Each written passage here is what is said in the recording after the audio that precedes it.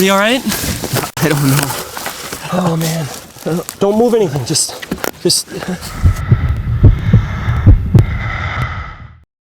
I really wanted to get some aerial footage for this DVD, so I made some phone calls and found an ultralight pilot willing to help. We got the details worked out, and my friend Dan Heindel was excited to fly, so he wanted to film. We were filming for about 5 minutes when the plane suddenly crashed into a power line. I don't think anyone would have seen the line because the sun was directly in their eyes. My girlfriend and I did everything possible to help them. The police confiscated my bike, my camera, and Bill's plane, and as usual I was also given several traffic citations. Bill suffered very serious injuries and was in critical condition for about a month. Thankfully today Bill is doing well and is hoping to someday fly again. We were flying straight into the sun, and the next thing I knew, Bill yelled, "Wire!" And I looked down and I saw a wire come across me in the chest area.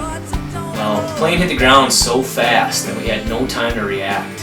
And lucky for me, I walked away with no injuries. Accidents do happen, but I would fly again.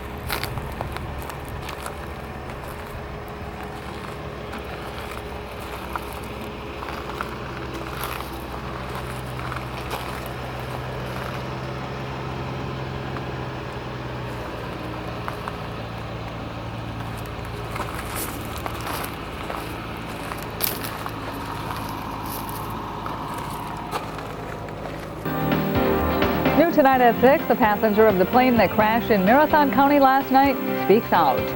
Good evening. Thanks for joining us tonight. The Sheriff's Department is releasing the names of the men involved in last night's plane crash. Marathon County Sheriff's Department. Heel is in critical condition at St. Joseph's Hospital in Marshfield, and Kufal may be facing charges for stunts he was performing before the accident occurred. The actual reason Heel crashed into the power lines remains in question. Marathon County deputies continue to investigate the accident because the FAA declined. And coming up tonight at 10, we'll hear from Heindel, more from him about the accident. The actual reason Heel crashed into the power lines remains in question. After an ultralight plane crash in western Marathon County. It happened earlier this evening off Highway P south of Edgar. Authorities say an ultralight carrying 2 people clipped a power line and went down in a field. Witnesses say they knew something was wrong by how quickly the aircraft was losing altitude. Says he and other witnesses actually cut one of the victims out of his seatbelt to help him breathe. Now, one victim was taken by helicopter to the hospital. The extent of his injuries is critical at this point. Another person was injured as well. We don't know the extent of the injuries of that victim. Authorities say they're still looking for the cause of the wreck.